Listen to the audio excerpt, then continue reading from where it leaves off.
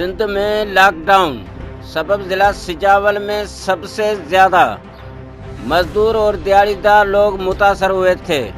اب احساس کفالت پروگرام کی رقم ملنے سے متاثرین میں خوشی کی لہر۔